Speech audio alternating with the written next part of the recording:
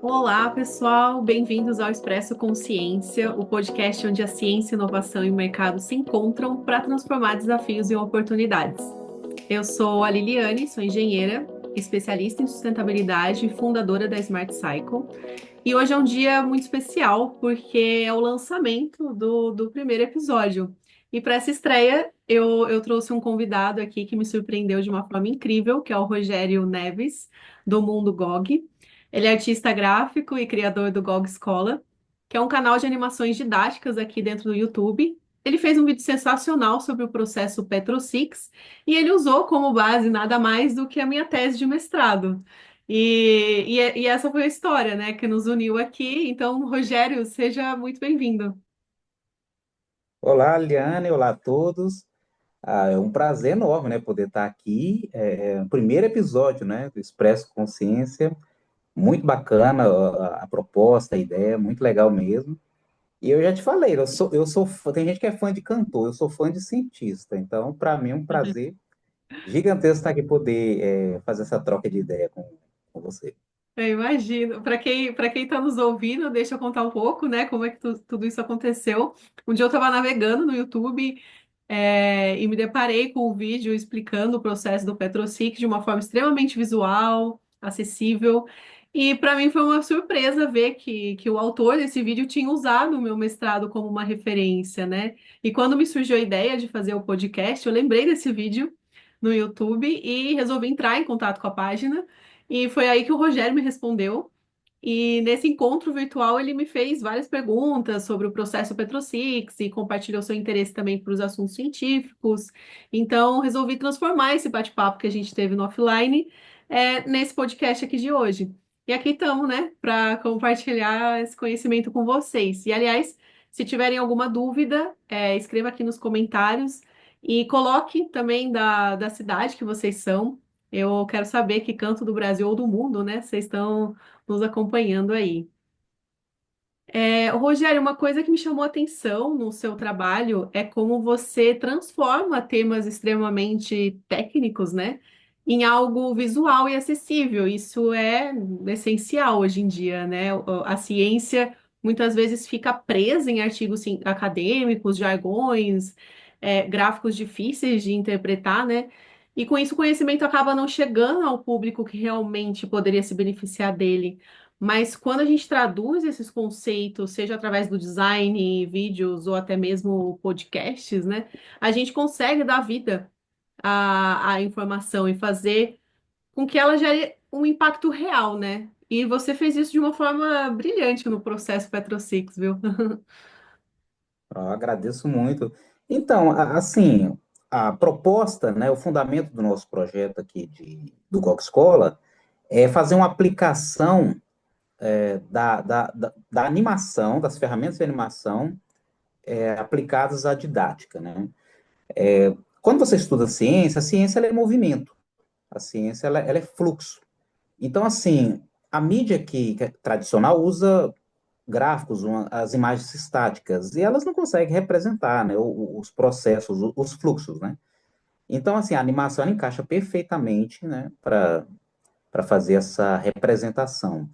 E a gente usa um processo de construção com linguagem simplificada, né, para tentar traduzir os conceitos mais complexos. A gente tenta fazer um roteiro, né, o roteiro que a gente chama a organização das ideias de uma forma mais fácil de você conseguir visualizar, né, mesmo porque para aplicar dentro da animação você tem que estar com um roteiro bem construído. Uhum. E, e quando você trabalha com, com animação aplicada à didática, não tem limite do que você pode fazer, né? Temos vídeos lá que é um dos mais visualizados, que é o fluxo do sangue dentro do coração, que é a pequena circulação, né? E assim, a gente estudou isso a vida toda, né? Na biologia, no ensino fundamental, médio, e assim, muitas vezes você não consegue ver o processo, porque é o fluxo no coração. Como é que você vai ver isso?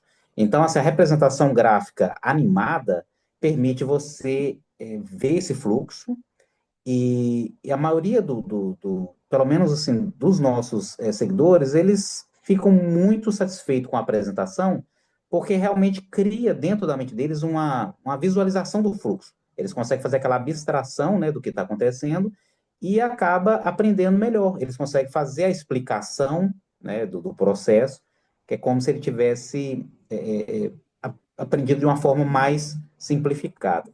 E assim, você pode aplicar em qualquer coisa, né? Uhum. Tanto biologia, química, física, em qualquer área da ciência, realmente você pode usar essas ferramentas para criar essas representações que facilite o aprendizado. Não, perfeito. E é exatamente isso, assim, essa necessidade que me fez criar também esse podcast, né? Porque o meu objetivo aqui não é apenas falar sobre a ciência e inovação, mas fazer essa ponte entre o conhecimento técnico e o mundo real, né? Que essa ponte, ela basicamente, hoje em dia, ela é um muro, né? Não é uma ponte. Então, a ciência, ela precisa sair dos laboratórios e das universidades e chegar no mercado, nas empresas, na indústria, porque só assim ela realmente transforma problemas em solução, né? E esse podcast vai ser um espaço também para isso e trazer temas complexos, né, de forma clara, envolvente e prática, assim, para que todos possam entender e aplicar, né? Sim, exatamente. A ciência, ela não pode ficar isolada, né, dentro da academia. Tem um cientista, o Carl Sagan, ele dizia exatamente isso, né? A ciência tem que ser compreendida e aplicada, né, dentro da sociedade. Exatamente. E o Carl Sagan, inclusive, tinha uma definição incrível, assim, sobre como que a ciência precisa ser compreendida e aplicada na sociedade. Ele dizia que a ciência é uma vela no escuro, né? Uma ferramenta que ilumina o caminho da humanidade. Mas para isso ela precisa sair dos laboratórios e chegar até as pessoas. E esse é um problema real. Muita gente ainda acha que a ciência é só teoria, né? Algo distante do dia a dia. Mas se a gente não leva a ciência para as decisões do mercado, da indústria, da política, da economia de uma forma acessível, quem decide por nós são interesses que nem sempre estão preocupados com o bem-estar coletivo, né? O Neil Tyson fala muito sobre isso, inclusive, é outro cientista também. Ele diz que a ciência não pode ser só uma curiosidade intelectual, ela precisa influenciar as decisões, as políticas públicas, decisões econômicas, porque quando governos ignoram a ciência, a gente vê desastres ambientais, a gente vê crises energéticas, pandemias, né, mal gerenciadas, tudo isso porque poderia ser evitado se a gente usasse o conhecimento científico a nosso favor. A ciência não é inimiga do mercado, muito pelo contrário, um mercado baseado na ciência, ela é mais eficiente, ela é mais sustentável, ela gera uma inovação real. Por que que você acha que alguns setores mais do que os outros, né? Por que você acha que eles fazem esse tipo de separação entre ciência e mercado, como se fosse oposto? Esse é um dos maiores equívocos, né? Que a gente que a gente precisa desconstruir, porque a ciência não pode ficar isolada, né? Ela precisa estar presente no mercado, na indústria, nos negócios. E o curioso é que sempre colocam como se isso fosse um dilema logo que a gente se forma, né? Ou você quer seguir a área acadêmica, ou você quer ir no mercado de trabalho, como se fossem coisas completamente opostas, né? Como se estudar, inovar, gerar lucro fossem coisas assim incompatíveis. Só que essa separação prejudica todo mundo, acaba prejudicando a sociedade no geral. Se a ciência não participa do mercado, os produtos e processos não evoluem de forma inteligente e responsável. Eles acabam evoluindo baseado num puro marketing e não numa real transformação. E quando o mercado ele acaba ignorando a ciência, ele se torna apenas uma máquina de consumo, sem preocupação com a eficiência, sem preocupação com a sustentabilidade ou com uma inovação, né? Mas assim, Rogério, me conta um pouco da sua história, né? Que a gente aqui tá conversando, mas conta um pouco assim de como que você começou a se interessar por ciência, ciência e comunicação, né, no caso. Eu sempre fui apaixonado pelo conhecimento, né? Por aprender. Os processos, quanto mais complexos, mais atrair. Eu sou fascinado por matemática, né? E assim, aí durante a faculdade eu tive a ideia, né, pesquisar de informática aplicada à didática, aplicada à pedagogia. E a animação, ela se apresentou como algo assim, que me chamou muita atenção. E assim, eu sou muito feliz por ter iniciado esse projeto, é, depois de muita pesquisa, né, com apoio de orientador, a gente conseguiu começar a desenvolver algo real, algo aplicado mesmo. Aí, na época, eu já comecei a criar alguns gráficos, e depois eu fui refinando os processos com as ferramentas, o avanço das ferramentas, né, de animação, e aí consegui fazer algo assim, com um visual bem interessante. A gente começou a publicar no YouTube, Uhum, e, e foi alcançando bastante seguidor, né? E assim, tem uma teoria que é das inteligências múltiplas, né, do Howard Gardner, que assim, quando eu li a teoria, comecei a estudar, eu falei, gente, isso aqui é muito bacana para se aplicar com animação dentro da didática. Então, assim, construímos vários exemplos, né, aplicado em diferentes segmentos que a gente estuda, né, na biologia, na química, na física, e sempre tem muito comentário bom, né, e acaba acontecendo isso que a gente está fazendo aqui, que é uma aham, conexão com o cientista, né, que produz a pesquisa. Porque, assim, o trabalho que eu faço aqui com os meus colaboradores, a gente faz a parte gráfica, né, roteirização, trabalha com a linguagem simples, né, para tentar traduzir de uma maneira mais compreensível, né, para o público geral, conceitos complexos, mas o nosso trabalho é baseado, né, no que o pesquisador faz. Então, uhum. assim, teve alguns parceiros que a gente conseguiu contato, e no seu caso foi a gente pesquisando, encontrando a sua tese, né?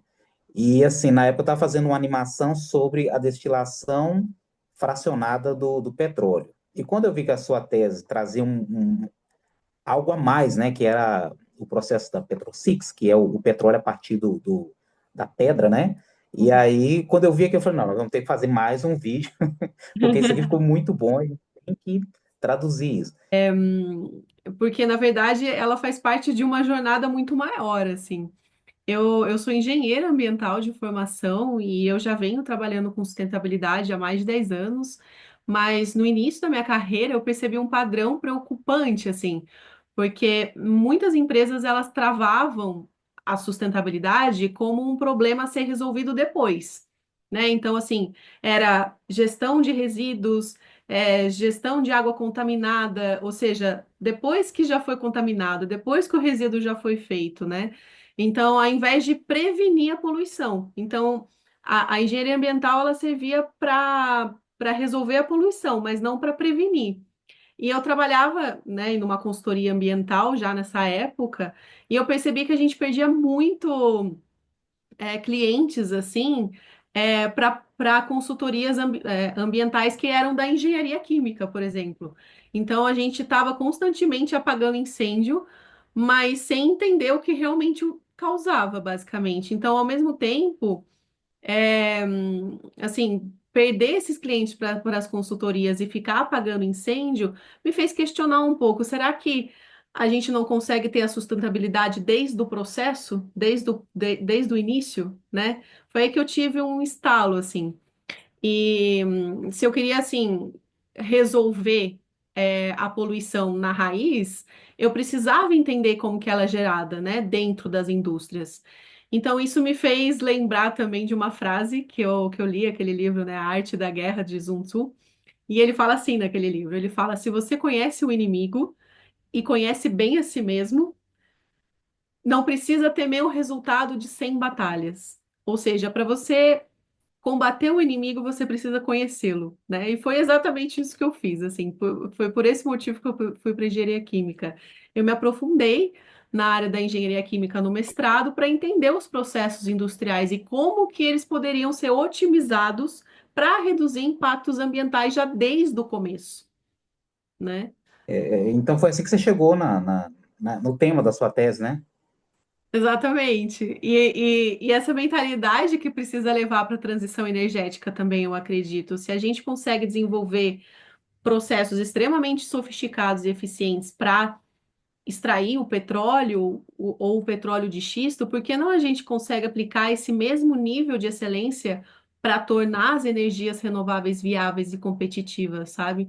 Minha tese foi, o nome da tese do meu mestrado, né, que eu fiz na Unicamp, é o seguinte: transferência de calor em um processo de pirólise de partículas de xisto de um reator industrial.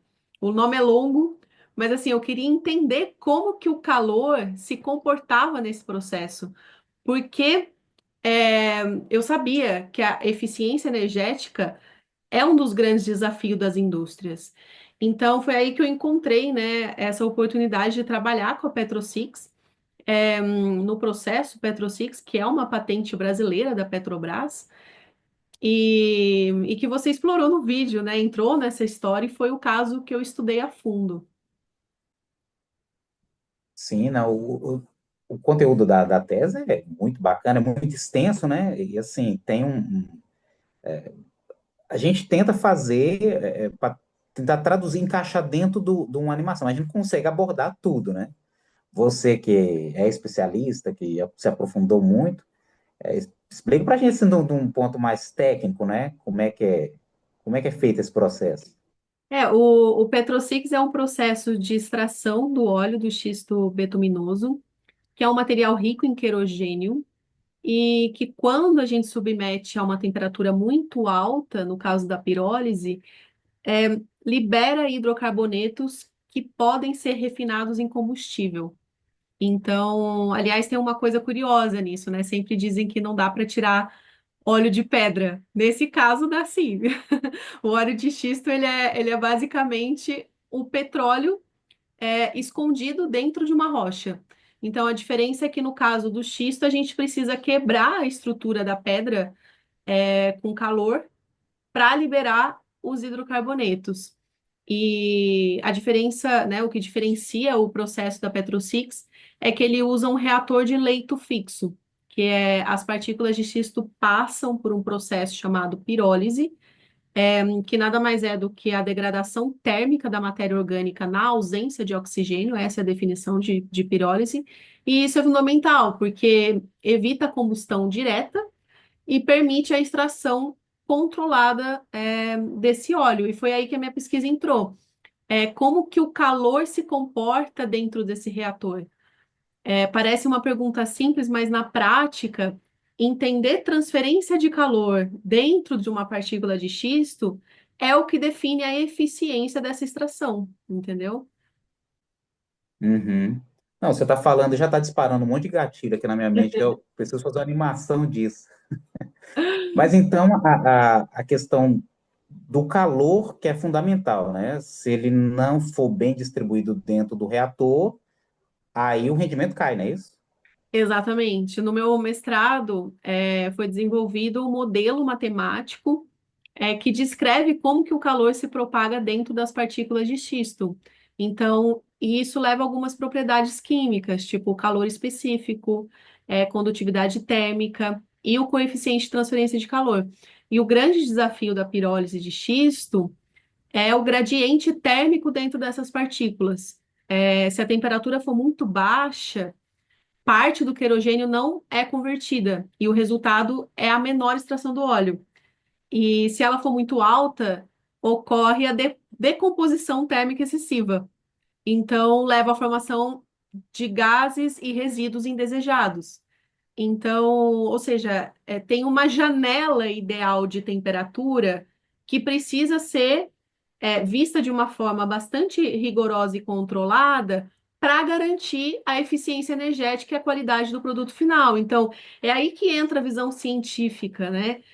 Olha o nível de detalhes, né, que a ciência ela tem que enxergar, né, para poder definir processos, para poder definir o que é eficiente, o que não é eficiente, né? Por que você acha que as empresas de produção energética, né? Por que você acha que elas não investem em energias renováveis? Aqui entra um ponto assim que é fundamental, porque a ciência da transferência de calor e da termodinâmica, ela não serve só para a indústria fóssil. Ela precisa ser aplicada também nas renováveis, porque é um processo complexo, é um processo que exige bastante entendimento de química aplicada aprofundada, né? E se a gente olha para os biocombustíveis, por exemplo, a pirólise da biomassa segue o mesmo processo, é um processo bastante semelhante ao do xisto, mas com um diferencial sustentável, porque a matéria-prima é sustentável. O xisto, a matéria-prima não é sustentável porque é, ela não consegue voltar ao meio ambiente de uma forma cíclica. Ela não é renovável. Agora, quando a gente avalia a biomassa, ela é uma fonte renovável, ela consegue voltar para o ambiente de uma forma cíclica. Então, o que muda é o tipo de material utilizado e como a eficiência térmica pode ser otimizada para minimizar as perdas. Então, um outro exemplo são os materiais sustentáveis, né, como biopolímeros, ou compósitos de base natural. Se a gente entende bem a forma de como o calor se propaga nesses materiais durante a fabricação, a gente consegue melhorar a performance, a gente consegue, melhorar a resistência e a gente reduz esses desperdícios, ou seja, os mesmos princípios que a gente estuda no setor fóssil pode e deve ser aplicado para criar um futuro mais limpo. Tem uma série de vídeos que a gente fez no Google Escola, que é a extração do etanol, né? À base da cana, e do milho, que usa a biomassa da, da cultura de cana, né? Então, pelo que eu entendo, a ideia não é abandonar a indústria fóssil, né? Seria buscar processos mais eficientes, não é isso? Exatamente, até porque é impossível assim abandonar uma indústria que basicamente é a base de todos os processos e todas as coisas que a gente utiliza hoje em dia. Então, assim, por isso que eu gosto de falar da transição energética, porque é uma transição. Ela não pode ser uma coisa, não pode ser algo abrupto, né?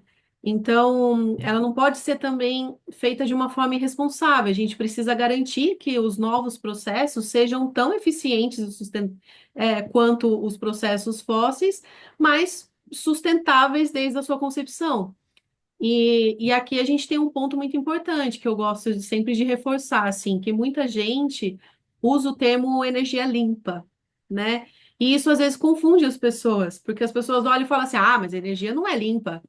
A energia renovável não é completamente limpa, porque você usa artifícios do petróleo para usar, né? Então, eu gosto de falar o termo transição energética, porque ela realmente ainda não é completamente limpa. Não existe ainda uma tecnologia que seja 100% sustentável. A verdade é que a gente ainda está num estágio de transição, e mesmo as renováveis, como a solar e a eólica, ainda depende de materiais derivados do petróleo, seja na fabricação das turbinas, painéis solares ou no transporte de biocombustível. O próprio transporte do biodiesel é diesel, né? Então, mas isso não significa que a gente não deve investir nelas. Pelo contrário, a ciência e a engenharia têm um papel essencial de tornar esses processos cada vez mais eficientes e rentáveis. Então, hoje a gente está desenvolvendo novos materiais, otimizando processos de conversão energética, melhorando a logística para reduzir a pegada ambiental das energias renováveis. O importante é continuar inovando e investindo para que no futuro, né, a gente possa ter uma matriz energética verdadeiramente sustentável.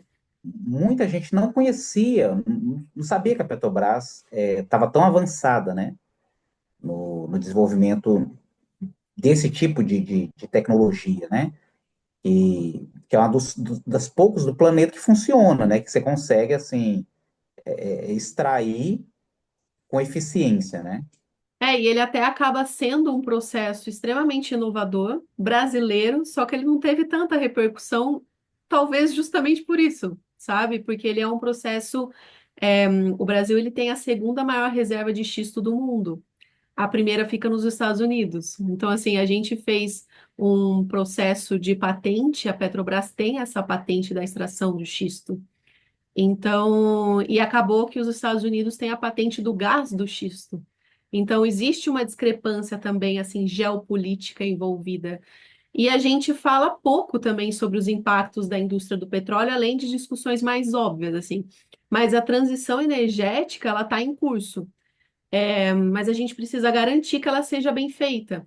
A excelência que a gente desenvolve na indústria do petróleo, na indústria fóssil, precisa também ser aplicada nas renováveis. E isso significa usar a ciência e a inovação para otimizar os processos, reduzir os desperdícios e aumentar a eficiência energética, né? Ao invés da gente apostar em recursos abundantes e acessíveis, como o sol, os ventos e energias renováveis, a gente decide explorar algo raro, algo difícil de extrair e concentrado em poucos lugares, né? Concentrado em territórios de difíceis acessos.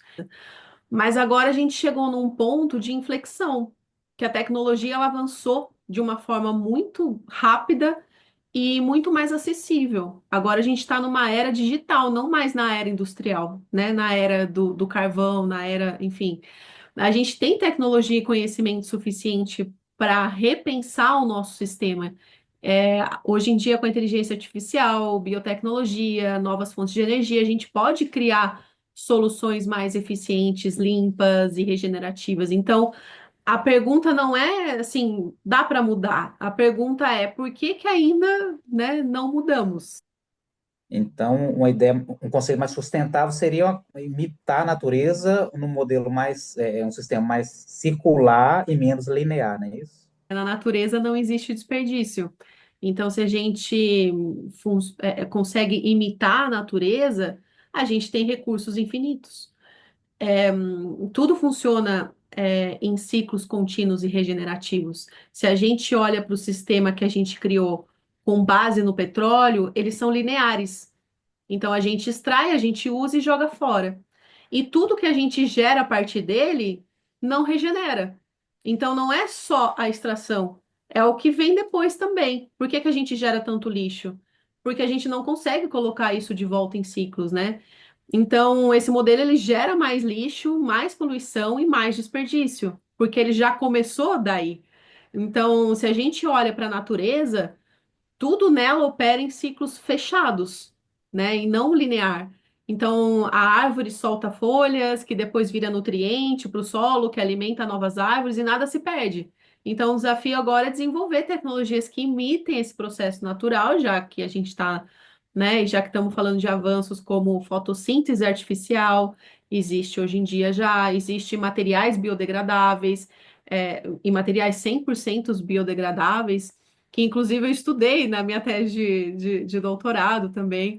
Então, assim, novos tipos de baterias que usam elementos abundantes e recicláveis. Então, assim, a gente já tem tecnologias, mas elas ainda estão reservadas. Então, a chave está em criar sistemas que não só reduzem o impacto, mas que regeneram o ambiente ao invés de destruir.